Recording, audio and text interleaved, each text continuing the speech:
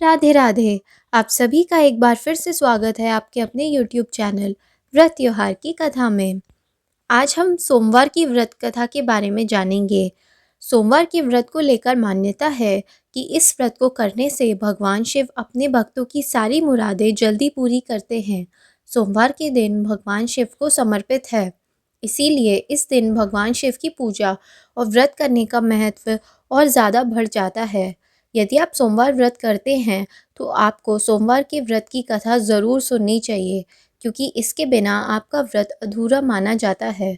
देवों के देव महादेव बहुत ही भोले माने जाते हैं, इसीलिए उनका नाम भोलेनाथ भी है। पौराणिक मान्यता के अनुसार भगवान शंकर को प्रसन्न करने के लिए किसी भी तरह के खास विशेष पूजन की आवश्यकता नहीं होती, क्योंकि कहा जाता है कि वह तो भोले हैं और भक्तों की मन से ही क्षणिक मात्र की भक्ति से ही वे प्रसन्न हो जाते हैं। अगर आप भी शिव की भक्ति और कृपा पाना चाहते हैं तो ज़रूर इस कथा को पूरे ध्यान से सुनिए। एक बार किसी एक नगर में एक साहूकार था। उसके घर में धन की कोई कमी नहीं थी, लेकिन कोई संतान न होने के कारण वह बहुत ही दुखी रहता था। संतान प्राप्ति के लिए वह हर सोमवार को व्रत रखता था और पूरी श्रद्धा के साथ शिव मंदिर जाकर भगवान शिव और माता पार्वती की पूजा करता था। उसकी भक्ति देखकर एक दिन माँ पार्वती ने प्रसन्न होकर भगवान शिव से साहूकार की मनोकामना पूर्ण करने का निवेदन किया। पार्वती जी के आग्रह पर भगवान शिव ने कहा, हे पार्वती, इस संसार में हर प्राणी को उसके कर्मों का फल मिलता है और जिसके भाग्य में जो हो उसे वह भोगना ही पड़ता है। लेकिन पार्वती जी ने साहूकार की भक्ति को देखकर उसकी मनोकामना पूर्ति करने के लिए इच्छा व्यक्त की। माता पार्वती के आग्रह पर शिवजी ने साहूकार को पुत्र प्राप्ति का वरदान तो दे दिया, लेकिन उन्होंने बताया कि यह बालक 12 वर्ष तक ही जीवित रहेगा। माता पार्वती और भगवान शिव की बातचीत को साहूकार सुन रहा था, इसीलिए उसे ना तो इस बात की खुशी थी और ना ही दुख था। वह पहले की ही भांति शिवजी की पूजा करता रहता था। कुछ समय के बाद साहूकार की पत्नी ने एक पुत्र को जन्म दिया। जब वह बालक 11 वर्ष का हुआ तो उसे पढ़ने के लिए काशी भेज दिया गया।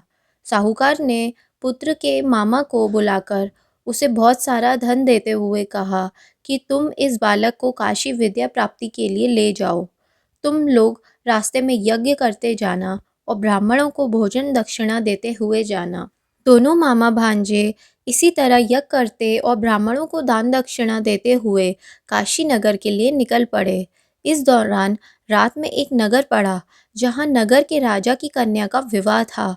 लेकिन जिस राजकुमार के साथ उसका विवाह होने वाला था वह एक आंख से काना था।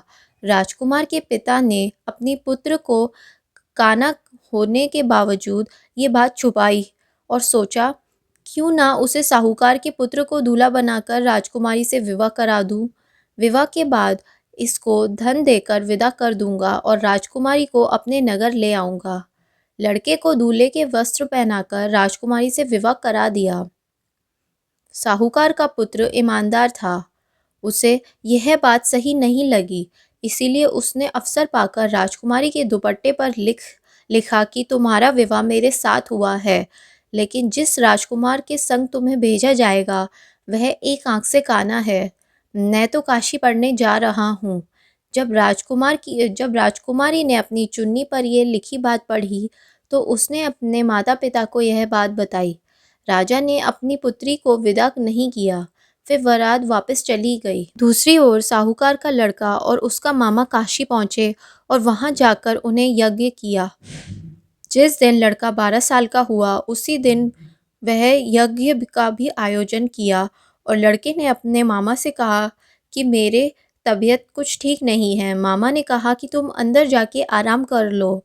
शिवजी के वरदान अनुसार कुछ ही देर में उस बालक के प्राण निकल गए। मृत भांजे को देखकर उसके मामा ने विलाप करना शुरू कर दिया। संयोगवश उसी समय शिवजी और माता पार्वती उधर से ही जा रहे थे। पार्वती माता ने भोलेनाथ से कहा, स्वामी, मुझे इसके रोने का स्वर सहन नहीं हो रहा, आप इस व्यक्ति के कष्ट को अवश्य दूर करें। जब शिवजी ने मृत बालक के समीप गए तो वह बालक उसी साहूकार का पुत्र था जिसे मैंने 12 वर्ष की आयु का वरदान दिया था। अब उसकी आयु पूरी हो चुकी है। लेकिन मृत भाव से विभोर माता पार्वती ने कहा कि हे महादेव, आप इस बालक को और आयु देने की कृपा करें और अन्यथा इसके वियोग में इसके माता पिता भी तड़प तड़प कर मर जाएंगे। माता पार्वती के पुण्य आग्रह पर भगवान शिव ने उस लड़के को जीवित होने का वरदान दिया। शिवजी की कृपा से वह लड़का जीवित तो हो गया और शिक्षा पूरी करके लड़का मामा के साथ अपने नगर की ओर वापस चल पड़ा। दोनों चलते हुए उसी नगर पहुँचे जहाँ उसका विवाह हुआ था। उस नगर में भी उन्होंने यज्ञ का आयोजन किया। उस लड़के ने ससुर से उसकी पहचान की और महल में जाकर उसकी खातिरदारी की और अपनी पुत्री को उसके साथ विदा कर दिया। इधर साहूकार और उसकी पत्नी भूखे प्यासे रहकर बेटे की प्रतीक्षा कर रहे थे। उन्हें प्रण कर रखा था कि यदि उनका बेटा की मृत्यु का समाचार मिला तो वह प्राण त्याग देंगे, परंतु अगर उनका बेटा जीवित आ गया तो यह समाचार पाके वह बेहद प्रसन्न हुए। उसी रात भगवान शिव ने साहूकार के स्वप्न में आकर कहा, हे साहूकार, मैंने तेरे सोमवार के व्रत करने और व्रत कथा सुनने से प्रसन्न होकर तेरे पुत्र को लंबी आयु प्रदान कर दी है। इस प्रकार जो भी सोमवार का व्रत करता है या कथा सुनता और पढ़ता है, उसके सभी दुख दूर और दर्द दूर हो जाते हैं और उसकी सभी मनोकामनाएं पूर्ण हो जाती हैं। अगर आपको भी आज की ये कथा पसंद आई हो तो कमेंट में हर हर महादेव ज़रूर लिखिएगा और हमारे चैनल को सब्सक्राइब ज़रूर करिएगा। राधे राधे।